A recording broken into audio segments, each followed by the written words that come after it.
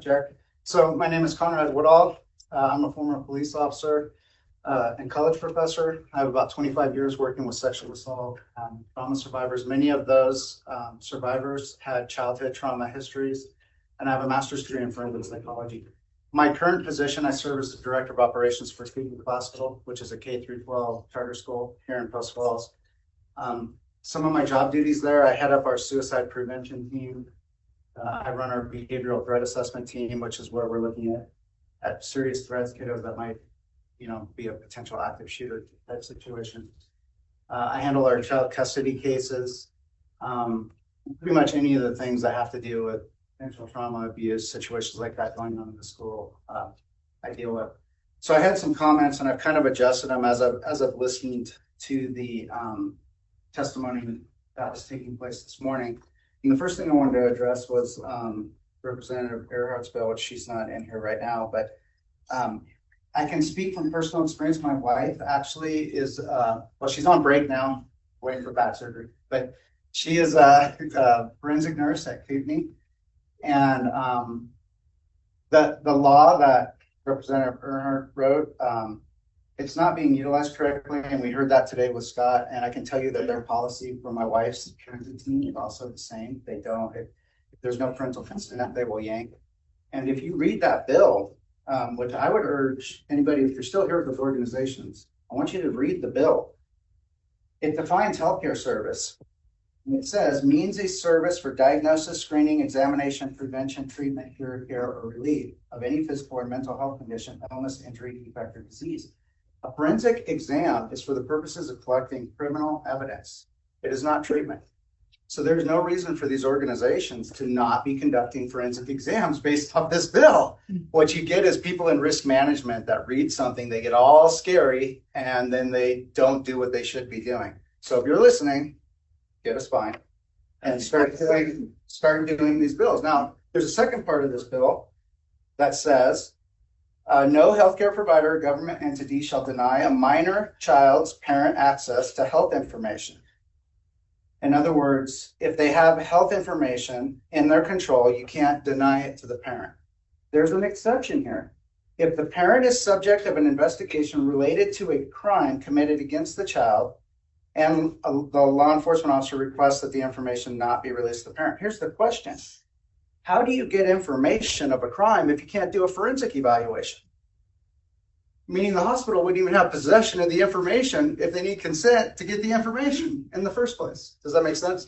So this bill, as it's written, should be no problem with forensic exams. But like I said, I can tell you that it is the policy right now to not do forensic exams because they're scared of this, which they shouldn't be. So hopefully we're going to fix that. I don't feel there's a need to, but you got to do what you got to do. Here's what I would also hope is that it breaks my heart to think that in between now and the next legislative session, we might have a case where they don't do an investigation.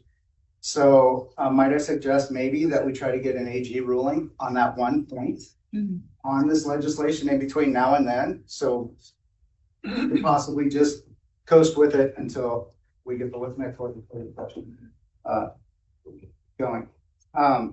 So another issue that I want to talk about with the judge, this is the first time I have kids in my office all the time talking about child custody. So they won't want to go to this parent's house or that parent house, a very common thing. I've also had parents in my office dealing with custody issues related to schools. And this is the first time I've ever heard that there is an actual process for the child's voice to be heard.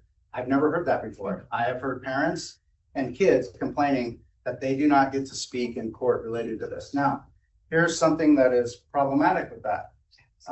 This is typically internet. There's no set age, but internationally and across the nation, we typically count the age for mens rea as 14. What that means is that you can be held criminally liable at the age of 14. Okay. In Idaho, there's the code. I have it here.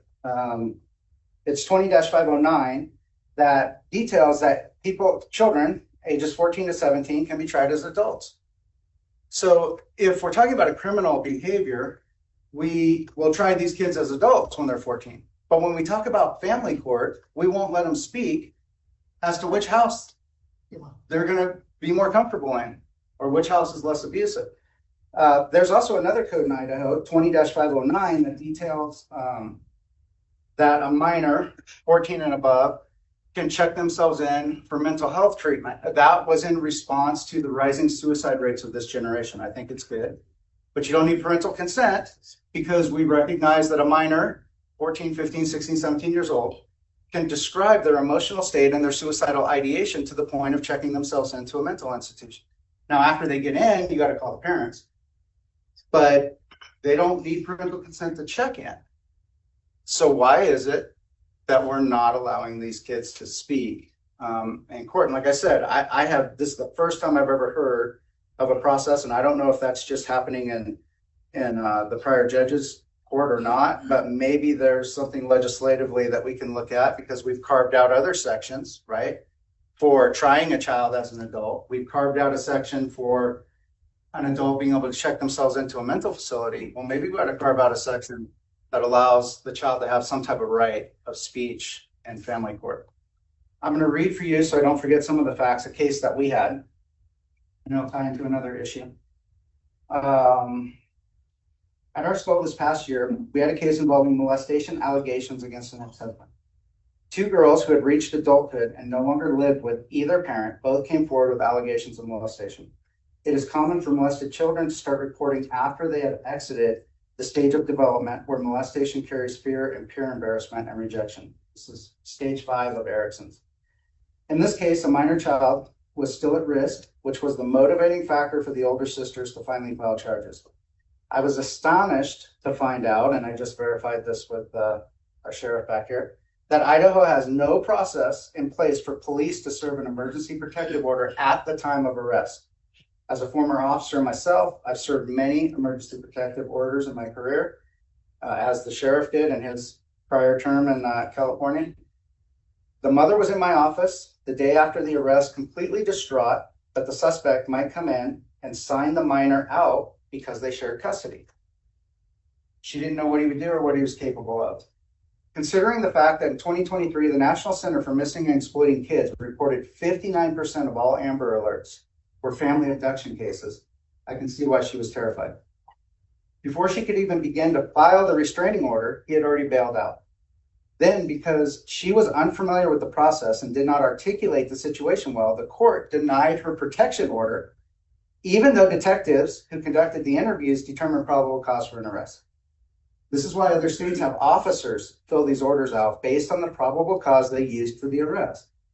The suspect is then served during the booking process, and a hearing is typically set within 5 to 7 days to determine whether or not to keep the protection order in place. Now, most school administrators probably wouldn't have figured this out, but I had to come up with a solution. And so what I did is I verified the fact that an arrest had taken place and that there was probable cause for an arrest. There were some other factors at play that might identify the case that I won't get into, but I called our legal counsel just to verify, and I said, hey, this is my solution. Based on the fact that probable cause exists, I'm going to trespass this person if he shows up on campus. By me trespassing him, it means that he can't sign the kid out. And that's how I had to solve it, because Idaho doesn't have a process where an officer can issue an emergency protective order right there at the scene based on probable cause. So as far as dealing with kind of some of these complex custody issues and trying to extrapolate out more information, one of the tools that would be really beneficial is an emergency protective order process. That is something that could be added fairly easily, and it is really common in other states, and I'm shocked that we don't have it here. Let's see, I have one other comment, and then I'll open the questions. Oh, schools. So another thing that's a little bit surprising is if your child is in need of an ADHD diagnosis, they go to the doctor, and you know what the doctor does? They send a questionnaire to the school. Why? Because when you think about it, next to parents, there is nobody that spends more time with our children than teachers and administrators. We got them on a 40-day work week. Some of you guys went to 4-day school weeks, but we're still on 5.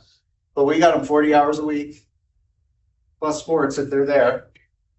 We see all of the dynamics that are going on. Really, really common dynamic. Child goes to mom. I'm just going to use mom or dad as an example. It's not necessarily, but child goes to mom's house 1 week on, dad's house the other week. We will see drastic changes in school performance when they're at mom's versus dad's. And the court has no idea of that because you guys don't send it. There's no questionnaire process. Now, this, I'm talking about adding work on myself. Okay. But I'm telling you that in these cases, the schools could give you a lot of insight because we see the best and worst of mom and dad in the school. When you show up to court, you show up in your, dress and you put on a show. But we see those kids week in, week out, semester after semester, and it's hard to keep that show up. So I just feel like the schools, and obviously this only applies to school-age children, and if you're homeschooling, that's totally different. But with a lot of kids being in the schools, there's just a great avenue there for interaction between the family courts and the school system for getting some of that information out. Any questions? Maybe, do we have any questions so far? Don't see any right this moment. Oh, Representative Ehart, go ahead. Sure, thank you. And I have a lot of questions, but I've been taking notes and I didn't get them. Just then clarifying, you'd like us, because I've had him actually do it for the school, though I don't know if it's made any difference. Our AG Labrador to issue then an order, or anyway, issue whatever regarding the fact that they can't, when it comes to credit, that will you just hit me with that one more time? Yeah, so if AG Labrador would just issue a simple ruling stating that there is nothing in this bill and the language that would exclude forensic exams, and we can get those letters out to all those agencies so that in between now, right, and the time that you fix this legislatively, we can just put everybody at ease. Because there is nothing in this bill that you should read that way. And I understand what happens. You get people in risk management that read something and they just put the brakes on because they don't want to have something litigated. So it just shouldn't be read that way. I mean, it's a very simple reading. So if we could get the AG to solve it, then we don't. My concern is we're going to miss a case in between now and then. And one case is one too many of a child sent home that doesn't get an evidentiary exam. That's my thought. Follow up. Follow up. So, and real quick before the question, yes, maybe they're concerned. Also, as we found with other legislation, some just don't like it. They like to be able to do what they want to do without consulting the parent. And even though a child or two may seem to get rid, we have too many kids, they're interfering with parental rights. And so that my concern is with parental rights. Man, you covered so many things. I'm wondering if it might be possible maybe they have, if I can also get your information. But one of the things I found interesting is you said that in regards to ADHD, but generally, if there's 50-50, and oftentimes it's not 50-50, but can you see, because you can see 50-50 in a child's performance at school, one and the other. What happens? Is it as noticeable? It's not as noticeable. Can you still see differences if the kids have just spent, say, the weekend with one parent or the other, where they're getting like every other weekend? Can you still see Absolutely. differences? Parents will talk about this. Parents will talk about the transition zone that happens when you go from rules in one house to rules in the other. We see it in the school as well. There are behavioral issues that we see coming from one parent versus the other, absolutely, without a doubt, and it's patterned over time. And then when you think about the importance of education and the overall functionality of the child. So when you have custody that is 1 week on, 1 week off, right? And it's creating, that means half the school year, you're having problems with school performance. Yeah. And then year after year after year, that starts to build to the point where now you have a child that is really struggling in school. And of course, those lead to then you start getting into juvenile delinquency, truancy, incorrigibility, because one of the successful factors that starts to build a child's sense of self-worth is their ability to perform well. And what's one of those gauges for them? What's one of the only gauges? School, right? So separating that, you know, when the judge was talking about how do we evaluate good parenting? Well, I tell you what, schools can tell you a lot that goes into that. So why we're disconnected or divorced from that setting, I'm not quite sure. When, like I said, if it comes to ADHD, we have to give this full huge questionnaire on how the kid is behaving and interacting in school, right?